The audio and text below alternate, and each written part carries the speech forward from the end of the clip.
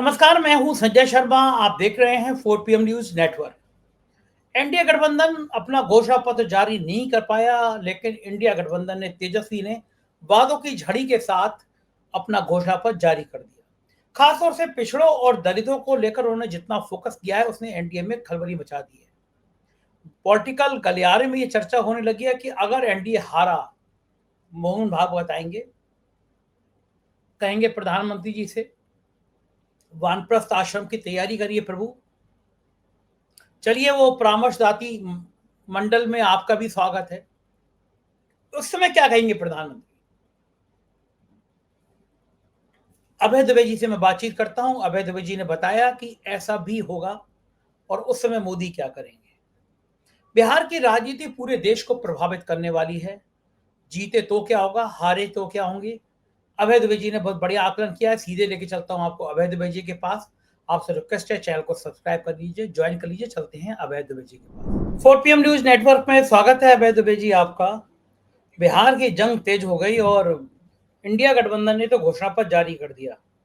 तेजस्वी ने फिर कहा कि नीतीश कुमार को बीजेपी एक कठपुतली की तरह नचा रही है, मुख्यमंत्री नहीं बनाएगी। तो बार बार ये तेजस्वी हमला करके ये मैसेज देने की कोशिश कर रहे हैं कि चाहे कुछ भी हो जाए, नीतीश तो मुख्यमंत्री नहीं बनेंगे।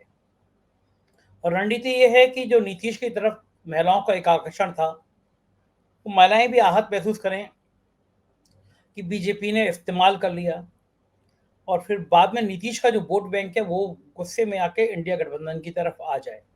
लेकिन लगभग ये तो तय हो गया कि नीतीश अब मुख्यमंत्री नहीं बन रहे हैं। अब ये चर्चा बड़ी तेज हो रही है कि नीतीश कैंप के लोग लालू कैंप के संपर्क में हैं कि भारतीय जनता पार्टी को बिहार में जड़ें नहीं जमाने देनी है। और लोग अब अभी से ये चर्चा करने लगे हैं कि चुनाव के बाद में 14 नवंबर की रात जब नतीजे आ जाएंगे, तो एक तस्वीर ये भी उभर सकती है कि कहीं नीतीश बाबू तेजस्वी को समर्थन ना कर दे। ऐसी चर्चाएं हैं, कहा नहीं जा सकता। लेकिन जिस तरह से ये घोषणा पत्र में एनडीए की देरी हो रही है, अमित शाह पे हमला हो रहा है, मैं ये समझ नहीं पाया कि अमित शाह को ये बयान देने की जरूरत पड़ी क्यों थी कि चुनाव के बाद तय करेंगे मुख्यमंत्री कौन होगा, और वहीं से विवाद शुरू हुआ। इस तरह के विवाद पे नीतीश को सीएम के चेहरे ना बनाए जाने को जो विवाद शुरू हो रहा है, और पूरे बिहार के चुनाव के घटनाक्रम पे आपका क्या मानना है? देखिए, भारतीय जनता पार्टी एक खास तरह का खेल खेल रही है वहां पर। उस खेल को हमें समझना होगा। उस खेल में उस खेल को इस तरह खेला जा रहा है कि जो शीर्ष नेतृत्व है, जैसे कि अमित शाह, शीर्ष नेतृत्व इस बात को स्पष्ट रूप से कह रहा है कि नीतीश कुमार के नेतृत्व में चुनाव होगा, लेकिन मुख्यमंत्री कौन होगा ये अभी हम नहीं बताएंगे, ये हम चुनाव के बाद विधायक बैठकर तय करेंगे। यानी वो साफ कह रहे हैं जो नतीजे आएंगे चुनाव के, जिसके जितने विधायक जीतेंगे वो उसका मुख्यमंत्री होगा। विधायक बैठ के तय करेंगे, उसका यही मतलब होता है। तो जाहिर है कि भाजपा के लोग पिछली बार भी बहुत ज्यादा जीते थे दूसरों से, तो भाजपा ही के मुख्यमंत्री बनेगा। वहां से संदेश साफ है। लेकिन इस संदेश को सुनकर नीतीश कुमार कोई बगावती ख्याल ना दिमाग में पालने लगे हैं और पलटी ना मारने लगे हैं, मारने के बारे में सोचने लगे हैं। इसके लिए दूसरी तरफ से छुटभइयों द्वारा बयान दिलवाए जा रहे हैं और इंटरव्यू दिलवाए जा रहे हैं। सम्राट चौधरी ने अभी इंडियन एक्सप्रेस में बड़ा इंटरव्यू दिया, जिसमें उन्होंने साफ कहा, सम्राट चौधरी ने, कि मुख्यमंत्री नीतीश कुमार ही होंगे। भाई, वो भारतीय जनता पार्टी बिहार के पूर्व अध्यक्ष हैं और इस वक्त भी एक बड़ी हैसियत रखते हैं पार्टी के अंदर। अभी दिलीप जायसवाल अध्यक्ष है, लेकिन वो बड़ी हैसियत रखते हैं। तो ऐसी स्थिति में दोतरफा खेल खेला जा रहा है। अमित शाह साफ तौर पर कह रहे हैं कि मुख्यमंत्री कौन होगा ये अभी तय नहीं है। सम्राट चौधरी कह रहे हैं कि मुख्यमंत्री नीतीश कुमार ही होंगे। इसका मतलब यह है कि भाजपा नीतीश कुमार को एक तरह से बीच में रखना चाहती है। न वो इधर के हैं इस वक्त, न वो उधर के हैं। इसी बात पे तेजस्वी यादव ने टिप्पणी की है कि नीतीश कुमार को भाजपा कठपुतली की तरह नचा रही है। और अगर ये बात सही है तो नीतीश कुमार कठपुतली की तरह नाच भी रहे हैं। अब नीतीश कुमार को कम करके आंकना भी भाजपा के लिए कई बार नुकसानदेह साबित हो चुका है। इस बार देखिए नीतीश कुमार क्या दांव मारते हैं। ये मेरे दिमाग में तो एक बात बिल्कुल साफ है कि अगर 2020 जैसे नतीजे निकले तो नीतीश कुमार मुख्यमंत्री नहीं बनेंगे। नीतीश कुमार को एनडीए की तरफ से मुख्यमंत्री बनने के लिए बहुत ज्यादा सीटें जीतनी होंगी।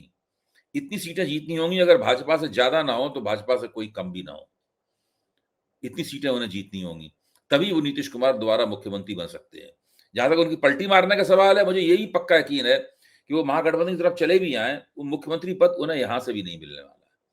वो वक्त निकल गया जब दोनों तरफ की बड़ी पार्टियां, यानी इधर राष्ट्रीय जनता दल और इधर भाजपा, दोनों नीतीश कुमार को मुख्यमंत्री बनाने के लिए लालायत दिखाई पड़ती थी। इस वक्त उन्हें मुख्यमंत्री बनाने के लिए कोई भी लालायत नहीं है। सब कुछ नीतीश कुमार और उनकी पार्टी के चुनावी प्रदर्शन पर निर्भर है, वरना नीतीश कुमार की मुख्यमंत्री के तौर पर जो पारी है वो आप उसका अंत मानिए। इससे इस लड़ाई से कि नीतीश कुमार को चेहरे को लेकर जो कंफ्यूजन पैदा हो रहा है, इससे क्या एनडीए को फायदा होगा, नुकसान होगा? क्यों किया गया ये? आपको क्या लगता है क्यों किया गया? देखिए, भाजपा के जो रणनीतिकार हैं वो पुरानी सोची समझी गई डगर पर चल रहे हैं। उनका मानना यह है कि भाजपा प्लस नीतीश बराबर जीत। जब जब अगर भाजपा के साथ नीतीश कुमार होंगे तो समीकरण यही होगा, भाजपा और नीतीश मिलाकर जीत। उसके अंदर चिराग पासवान का, जितन राम मांझी और उपेंद्र कुशवाहा का छौंक डालना है उस जीत में बस केवल, यानी उनकी जीत की दाल तैयार है। ये तीनों तो उसमें छौंक के बराबर है। उनका मानना है ऊंची जातियां, बिहार के भूमिहार, बिहार के ठाकुर, बिहार के कायस्थ, बिहार के ब्राह्मण, ये चारों भारतीय जनता पार्टी मानती है कि हमारे जेबी वोटर है, हमसे हमसे अलग नहीं कहीं जाने वाले हैं। कुछ खास परिस्थिति छोड़ के कहीं दूसरी पार्टी कोई मजबूत भूमिहार खड़ा कर दे, मजबूत ठाकुर खड़ा कर दे तो बात दूसरी है, वरना मोटे तौर पर पूरे बिहार में इनके वोट भारतीय जनता पार्टी की तरफ जाएंगे।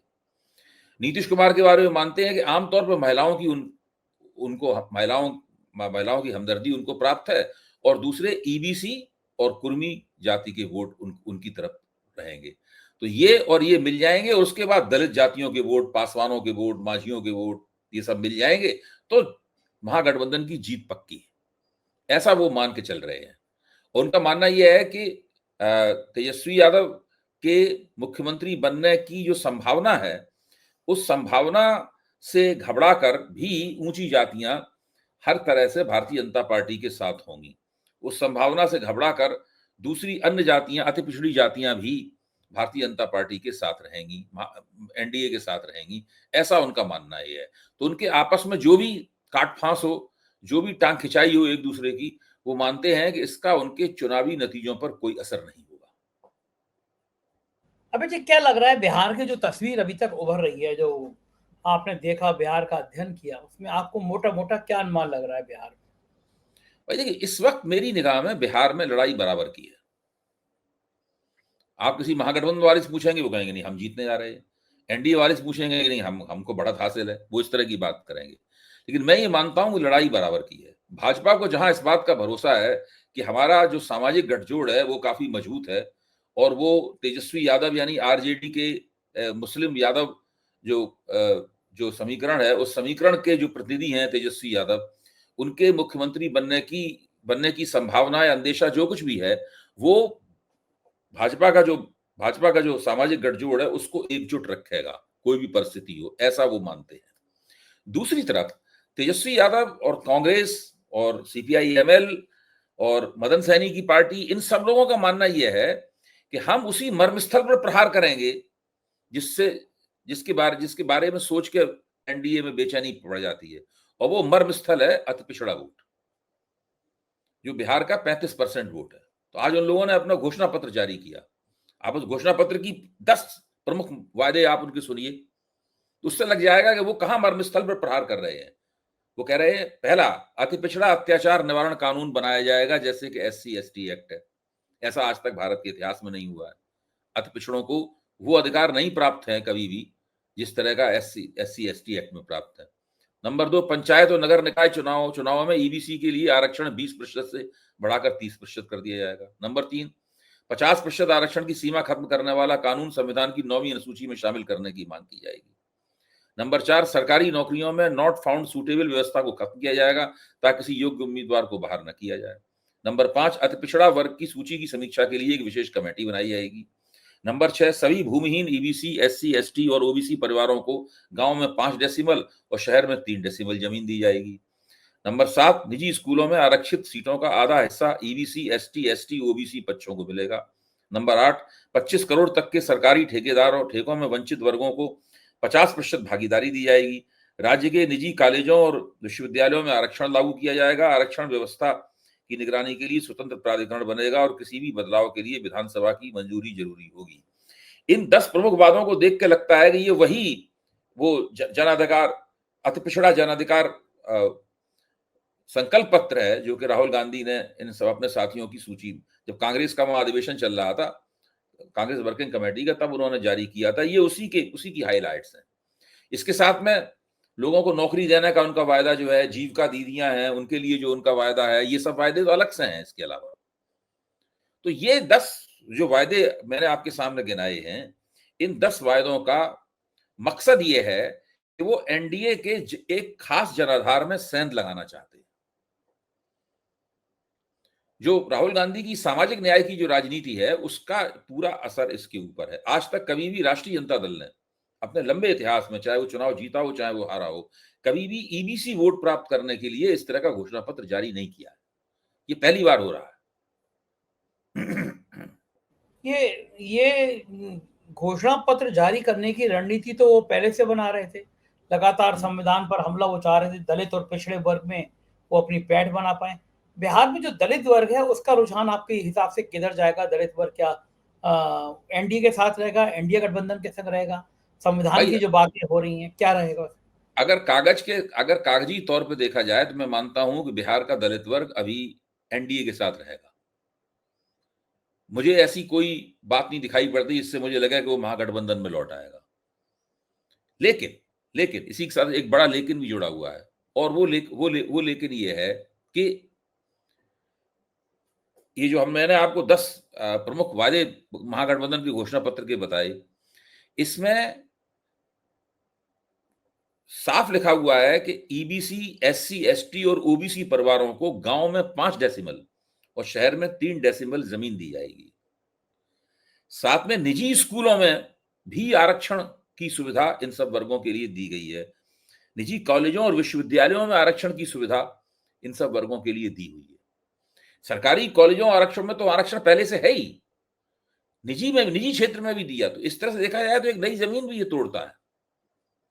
तो ये चीजें जो है पहली बार बिहार की जनता के सामने महागठबंधन पेश कर रहा है, और अगर जितनी वो समझते हैं उतना ना होकर उससे कुछ कम भी प्रभाव पड़ा इसका, तब भी ये बहुत मुश्किल होगा एनडीए के लिए महागठबंधन को जीत से रोकने में उनको काफी मुश्किल होगी। अगर इसका या तो बिल्कुल इसका कोई असर नहीं पड़ेगा, अगर कोई असर नहीं पड़ेगा तो 2020 के आसपास का नतीजा फिर से आ जाएगा। अगर कुछ थोड़ा बहुत भी इसका असर पड़ा तो वो नतीजा बदल जाएगा, क्योंकि हम जानते हैं कि 2020 में तो तेजस्वी बिल्कुल आधा कदम ही पीछे थे भाजपा से। हाँ, बिल्कुल बॉर्डर से आके शायद जीत लौट गई थी। जब चुनाव की घोषणा हुई थी, जिस समय तक चुनाव आयोग तो अपना सब काम कर चुके थे, साहब के कहने पर, साहब के इशारे पर वोट चोरी का मुद्दा गूंज रहा था। आपको लगता है कि तब चुनाव क्या एनडीए के पक्ष में ज्यादा था या अब ज्यादा है? और बीच में जो मजबूती दिखाई दी राहुल और तेजस्वी की, वो बड़ी है, कम हुई है, और अब फिर से राहुल देखिए, मैदान में आ गए हैं? जब बिहार में चुनाव की चर्चा शुरू हुई थी उस वक्त एनडीए आगे था, और मैं ये मानता हूं कि थोड़ा अच्छा खासा आगे था। फिर महागठबंधन ने वापसी की वोटर अधिकार यात्रा के जरिए, और फिर तेजस्वी की बिहार अधिकार यात्रा के जरिए महागठबंधन ने वापसी की। वो बराबर आने लगा उसके। फिर महागठबंधन में सीटों के तालमेल को लेकर जो गड़बड़झाला हुआ, उससे महागठबंधन की थोड़ी किरकिरी भी हुई, लेकिन उस किरकिरी को राहुल गांधी और तेजस्वी ने मिलकर सुधारा। फिर तेजस्वी का नाम घोषित किया गया मुख्यमंत्री पद के लिए, फिर मदन सैनी का नाम घोषित किया गया उप मुख्यमंत्री पद के लिए। बिल्कुल ईबीसी के लिए स्पष्ट रूप से संदेश, केवल यही 10 वादे नहीं है, आपने उनका उप मुख्यमंत्री बनाने का ऐलान भी कर दिया है। फिर 2 अन्य मुख्यमंत्री बनाने का इशारा तेजस्वी ने किया, इसमें एक मुसलमान हो सकता है। ये सारे काम करके जो है ना, तेजस्वी यादव ने उस थोड़ी काफी रिकवरी की है वहां पर।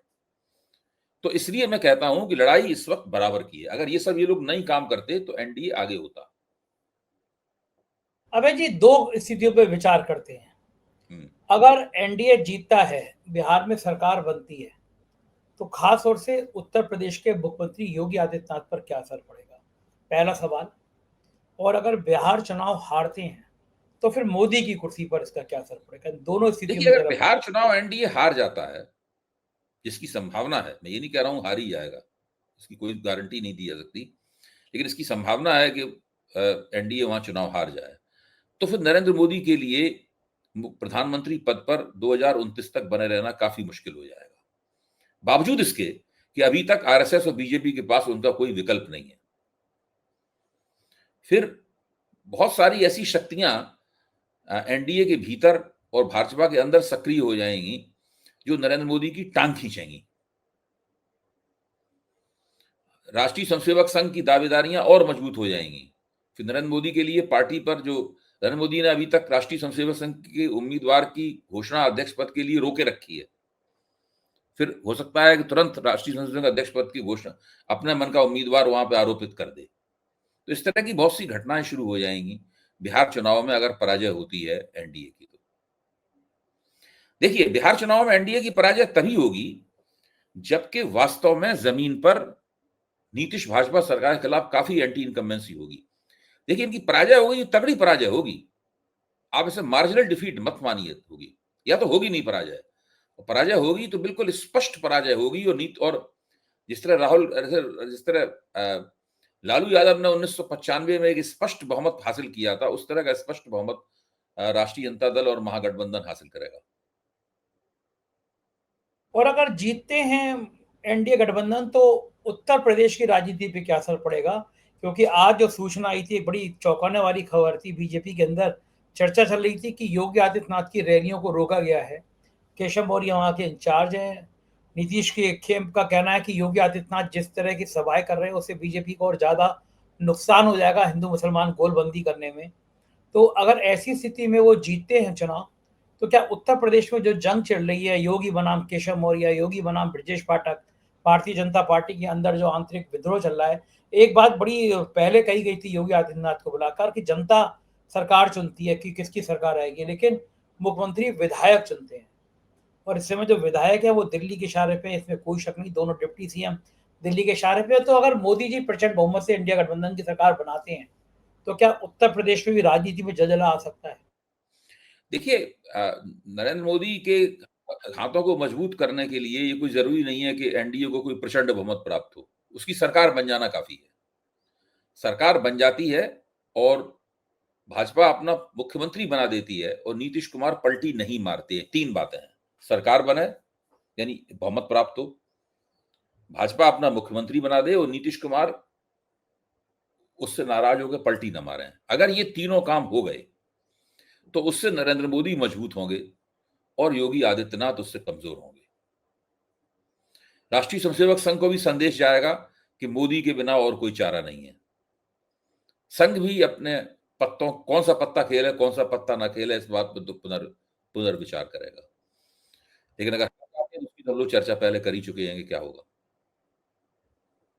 ये जो अमित शाह की रणनीतियां हैं बिहार में, आप मानते हैं इस चुनाव में थोड़ा सा वो दब गई हैं, थोड़ा कम असर डालनी है? वरना जो व्यू रचना करते थे अमित शाह, उसमें आमतौर पे जाल में लोग फंस जाया करते थे। नहीं नहीं, अमित शाह ने व्यू रचना की है, मैं मानता हूं अमित शाह ने व्यू रचना की है। और उन्होंने बड़ी होशियारी से इस बात पे जोर नहीं दिया कि हम टिकट बंटवारे में महाराष्ट्र का मॉडल लागू करेंगे। जो भाई महाराष्ट्र में जो टिकट बंटवारा हुआ तो अमित शाह गए थे और सब उन्होंने घटक दलों को बुला कहा कि आपको ये मिलेगा और भाजपा इतनी सीटों पे लड़ेगी और आपके भी उम्मीदवार कुछ भाजपा के होंगे, ये सब करके अमित शाह ने किया था और डांट डपट दिया था इन लोगों को सबको। और उसी वक्त तय कर दिया था अमित शाह ने एक तरह से कि अगर चुनाव में परिणाम उनके पक्ष में रहा तो भाजपा के उम्मीदवार, भाजपा के विधायक बहुत ज्यादा होंगे, उसी का मुख्यमंत्री बनेगा। तो ये सब तो अमित शाह पहले वहां सेट कराए थे। अमित शाह समझ गए थे कि बिहार महाराष्ट्र नहीं है, यहाँ पर वो टिकट बंटवारे का मॉडल लागू नहीं हो सकता। वो नीतीश को मजबूर नहीं कर सकते कि नीतीश की पार्टी से भाजपा के उम्मीदवार लड़े, ठीक है, चिराग को मजबूर कर सकते थे, तो चिराग की पार्टी से भाजपा के उम्मीदवार लड़ रहे हैं। तो अमित शाह जो एजेंडा लेकर आए थे उस एजेंडे को उन्होंने बिहार में एनडीए की राजनीति में लागू किया है। वो एजेंडा सफल होगा कि नहीं होगा तो बिहार के मतदाता तय करेंगे, लेकिन अभी चल अमित शाह की ही रही है। क्या लगता है आपको ये जो राजनीति अंदर बीजेपी के अंदर हो रही है, अगर बिहार में एनडीए हारता है तो भारतीय जनता पार्टी की संसदीय दल की बैठक बुलाने पे भी बातचीत हो सकती है कि भैया संसदीय दल की बैठक बुला लो, एक बार जिक्र हो जाए, कुछ चर्चा हो जाए, ये सब भी हो सकता है? मुझे तो नहीं लगता कि इसकी जरूरत पड़ेगी। वो तो मोहन भागवत नरेंद्र मोदी को बुलाएंगे या खुद दिल्ली चले आएंगे और उनसे कहेंगे कि भाई अब आप अपना बता दीजिए आप किस दिन छोड़ेंगे, अब आपके आराम करने का समय आ गया है, वानप्रस्थ का समय आ गया है। और वो रिटायरमेंट वेदों का। को, हाँ, और वो भारतीय परंपरा में लिखा हुआ भी है। तो वानप्रस्थ आप लीजिए अपना और दूसरे को किसी को मौका दीजिए। तो अब देखिए मोदी जी उस पर क्या प्रतिक्रिया करते हैं। मोदी एक प्रतिक्रिया कर सकते हैं कि नहीं छोड़ेंगे, जाओ करते बने तो कर लो। दूसरी प्रतिक्रिया मोदी जी की ये होगी कि भाई हम ठीक है, हम जा रहे हैं लेकिन हमारी जगह इसको अमुक को बना दो, आपको क्या लगता अमित है कि शाह को बना दो। मोदी जी किसको कहेंगे, योगी आदित्यनाथ को या अमित शाह को? अमित शाह कहेंगे, लेकिन मोदी जी पहले तो कहेंगे हम नहीं जा रहे हैं, आपको जो करते बने सो कर लो। इन सब बातों के बीच में बीजेपी के राष्ट्रीय अध्यक्ष की बात गायब हो गई कि ये बनेगा भी या नहीं बनेगा, जेपी नड्डा जी की लॉटरी चलती रहेगी। जेपी नड्डा की लॉटरी नहीं चल रही है, अमित शाह की लॉटरी चल रही है। जेपी नड्डा तो जब उनका कार्यकाल वास्तव में था तब भी वो अध्यक्ष नहीं थे, तब भी अध्यक्ष अमित शाह ही थे। जेपी नड्डा काम केवल अमित शाह के निर्णयों पर मोहर लगाना और दस्तखत करना भर है। अमित शाह पहले भी अध्यक्ष थे, आज भी अध्यक्ष हैं। सवाल ये है कि आगे अध्यक्ष रहेंगे कि नहीं रहेंगे, ये सवाल है। अच्छा, टीवी चैनलों की मजा आ जाती है, जब वो जीत जाती है बीजेपी तो मोदी का चेहरा लगा देते हैं, देखो मोदी की प्रचंड जीत, मोदी की प्रचंड जीत। हारते हैं तो जेपी नड्डा का चेहरा लगा देते हैं। हाँ वो ठीक है, जेपी नड्डा के दरवाजे पे ठीकरा फोड़ दिया जाता है, लेकिन सब लोग जानते हैं कि किसकी हार है किसकी जीत है। मोदी की मोदी पे हार की जिम्मेदारी डालना उन लोगों के लिए उन लोगों को राजनीतिक रूप से नुकसानदेह लगता है, मोदी विरोधियों को भी नुकसानदेह लगता है, क्योंकि लगता है कि सत्ता इसी व्यक्ति की वजह से है। भाजपा में मोदी विरोधियों को भी यकीन नहीं है कि अगर मोदी हट जाएंगे तो क्या सत्ता बनी रहेगी। लगता है कि सत्ता सब लोग वंचित हो जाएंगे। अभी सब सत्ता का मौज कर रहे हैं, तो मोदी जी जो कर रहे हैं वो गलत सही काला सफेद वो सब चल रहा है। एनडीए की सरकार बन जाती, नहीं बन पाती है अगर मान लीजिए, तो नीतीश के सांसदों का क्या होगा? वो समर्थन करते रहेंगे मोदी को? वो तो सब देखिए उस वक्त की परिस्थिति पर निर्भर करता है। इस सांसद व्यक्तिगत रूप से कोई निर्णय नहीं ले सकते हैं, लेकिन हम लोग जानते हैं कि जब हवा का रुख साफ हो जाता है, लोगों को दिखने लगता है कि भाई हवा किधर बह रही है।